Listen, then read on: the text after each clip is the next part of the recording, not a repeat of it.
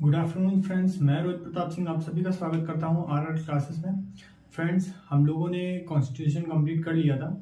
अब उसी को आगे कंटिन्यू करेंगे और इसी के तहत हमारा अगला चैप्टर है संविधान में शिक्षण संबंधी प्रावधान। मतलब हमारे जो कॉन्स्टिट्यूशन में शिक्षण संबंधी जो भी बातें कही गई वो इकट्ठे दी गई हैं। ठीक है, देखिए अनुच्छेद 45 जो कि हम लोग पहले ही बता चुके हैं कि अनिवार्य एवं निःशुल्क शिक्षा 14 वर्ष के लिए और 18 वर्ष के लिए, किनके लिए? दिव्यांगों के लिए।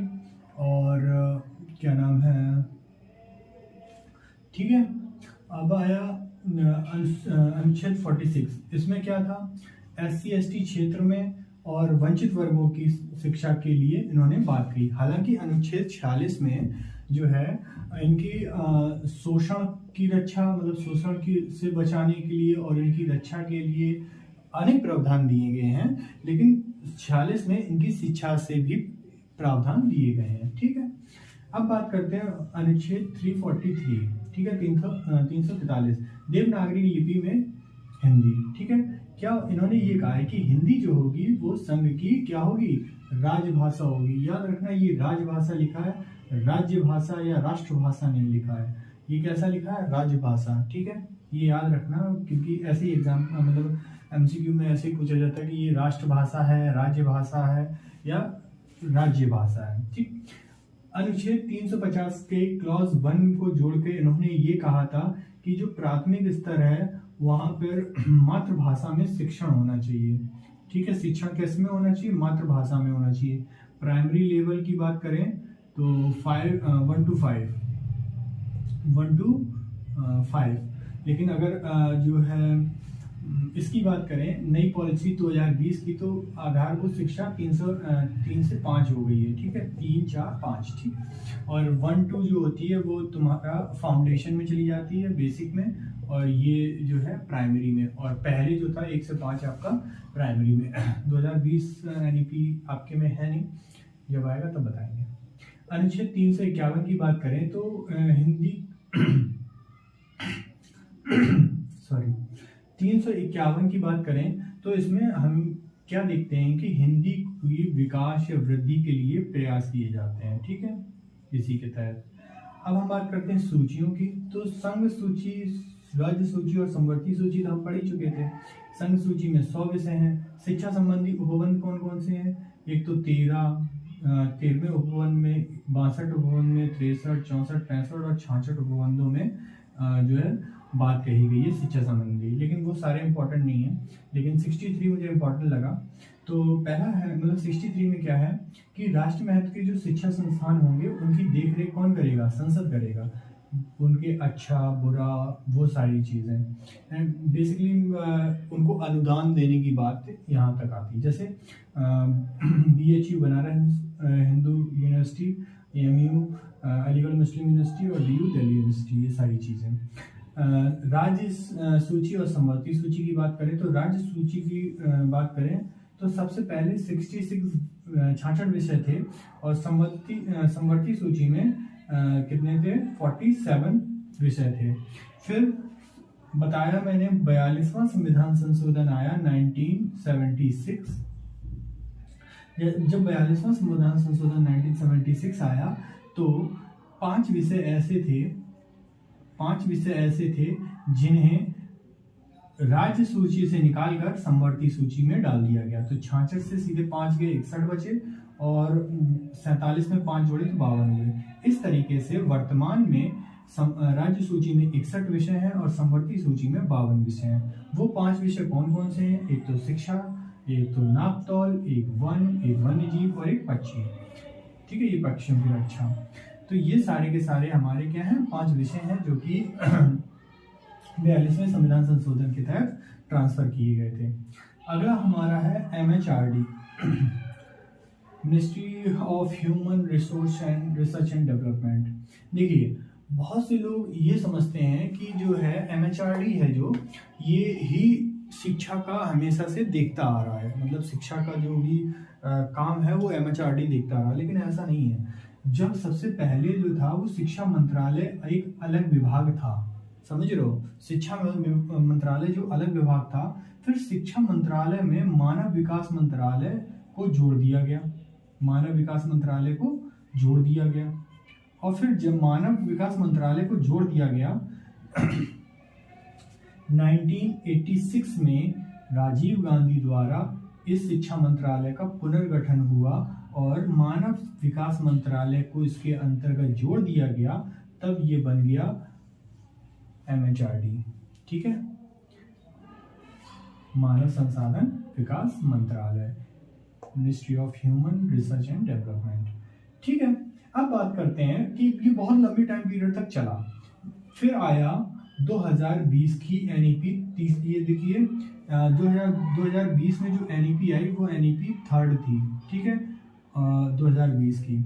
इससे पहले जो NEP है नेशनल एजुकेशन पॉलिसी, इसका फुल फॉर्म है नेशनल एजुकेशन पॉलिसी, जो 2nd थी वो 1986 की थी, और जो NEP पहली NEP थी वो 1968 की थी। ठीक है, ये उतना कारगर नहीं रही और ये चली, ये लंबे टाइम तक चली। और इसी का एक NEP बोल देते हैं, NEP का संशोधित रूप, जो कि 1992 क्या नाम था उनका, राममूर्ति समिति के जो अध्यक्ष बने थे, उनकी अध्यक्षता में NEP का संशोधन हुआ था और वो 1992 में आई थी। ठीक है, इस तरह से जो हमारी 2020 की NEP तीसरी है, ये एजुकेशन, फिर इन्होंने क्या है, दोनों विभाग अलग कर दिए, जैसे इन्होंने जोड़े थे फिर उन्होंने विभाग अलग कर दिए, और ह्यूमन जैसे शिक्षा मंत्रालय था वो एजुकेशन मिनिस्ट्री हो गया। और कौन सी समिति थी, कस्तूरी रंगन की अध्यक्षता में कस्तूरी रंगन की समिति थी। ठीक है, चलिए अब बात करते हैं हम शिक्षा मंत्रालय के जो विभाग हैं उनकी। तो कौन कौन से विभाग हैं, देखो ये तो एक तो चीज है, ये एजुकेशन से रिलेटेड सारी चीजें देखते हैं, एजुकेशन से रिलेटेड।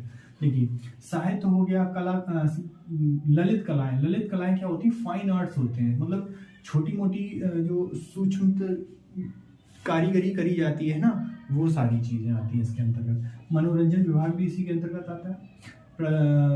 प्रशासकीय और वैज्ञानिक अनुसंधान, छात्रवृत्ति और भाषा विज्ञान का विभाग, यहाँ पे इसकी डेवलपमेंट की बात करते हैं ना, भाषा का डेवलपमेंट हो, अनुच्छेद 351 के अंतर्गत।